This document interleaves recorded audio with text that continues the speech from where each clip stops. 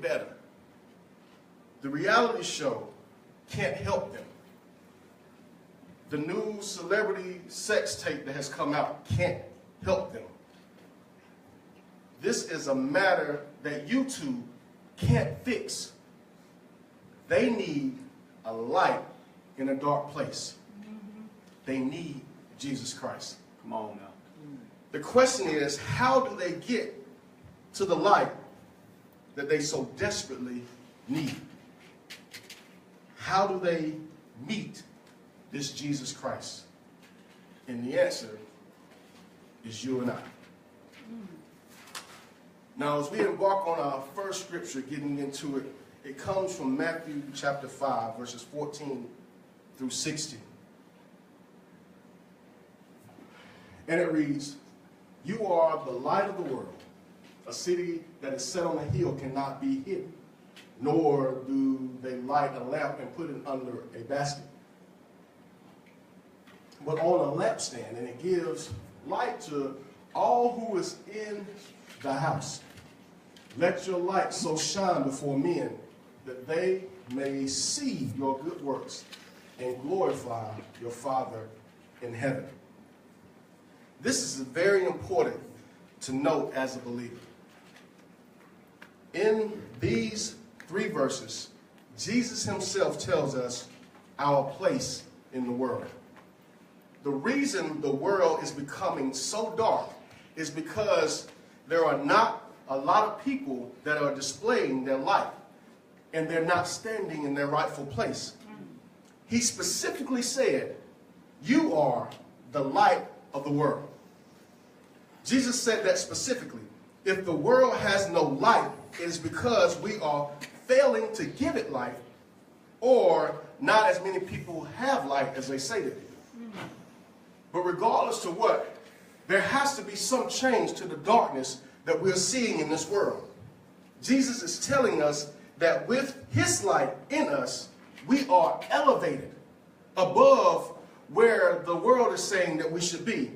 And because of that, you can't hide who you are because of what the world is trying to make you feel like you are.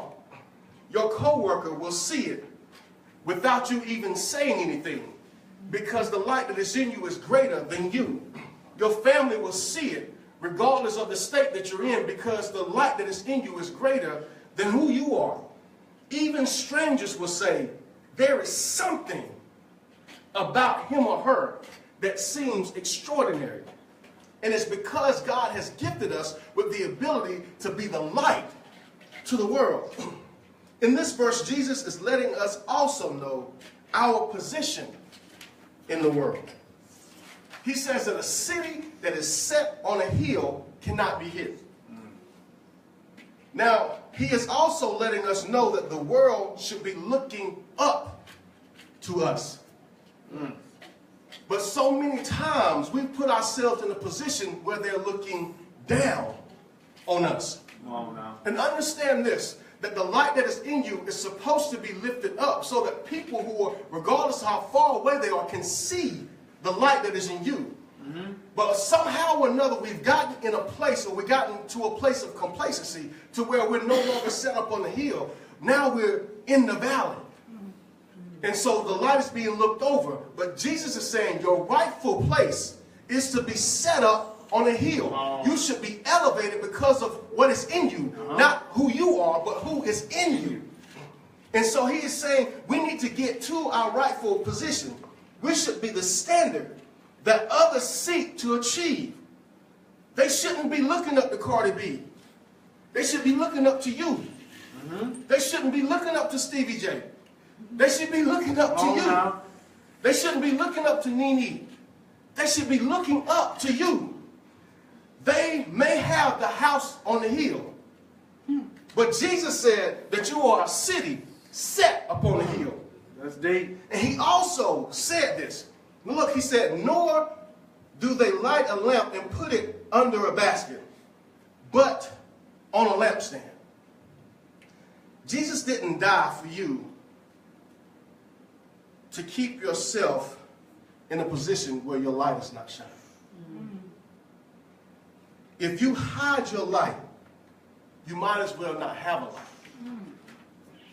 So many people are surrendering the light for darkness. Wow. Jesus gave you a light, he said it should be elevated. You can't hide it under a basket. You got to put it up on a light stand so the whole house can see the light. But we're trading that in every day for things that are so superficial that the world counts as being important. We're trading it in for money.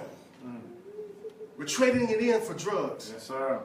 We're trading it in for all of these superficial things that God says doesn't matter anyway. And so we're really willing to risk the light that Jesus gave us for the darkness that the world has given us. And we celebrate it. You can't turn on a Facebook page or look on Instagram or Snapchat without people celebrating their darkness. And Jesus is saying, you are the light of the world, not just your house. You're trading in a light that lights the world for these superficial things. But your light comes from the one who suffered for you. Your light comes from the one that was beaten for you. Your light comes from the one that was falsely accused for your sake. Yes, your light comes from the one who had the nail prints in his hand for your sake. Your light comes from the one who died for you so that you don't have to continue to die in this world. Your light comes from Jesus Christ. So you need to stop hiding your light and share it with the rest of the world, because that is the only way that we can escape this darkness that has come into our life. The world needs it now, and it needs it now more than ever. We talked about the statistics over the years. Early 20s, 80% of households went to church and actively worshiped God. By the 60s, it dropped to 50%. Nowadays, it's down to 22%.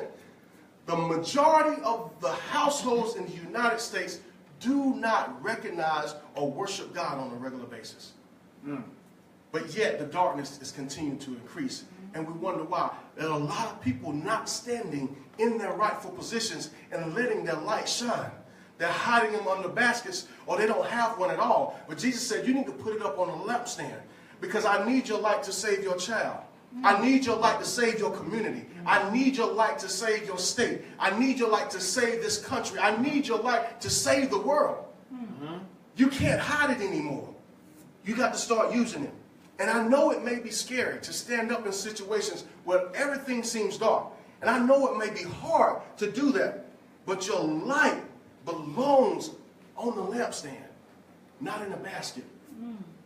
And so regardless of what, if God gives you the provision, he'll also make sure you have the protection that when you let your light shine, nobody can get to you. So stop worrying about what people know about you. You don't matter anyway. Come on now. Show them who is inside of you. And that's going to start changing the world. He is the one that can heal that sick child.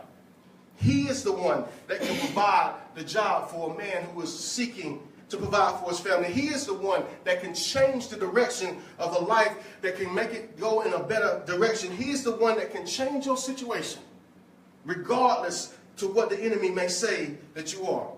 People need Jesus, and they need the Jesus they see in us, so they can start making their way to Jesus and become lights themselves.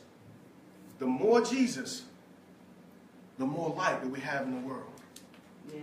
And we need to understand this, that when we are displaying our lights, it's not a dim light that Jesus put in us.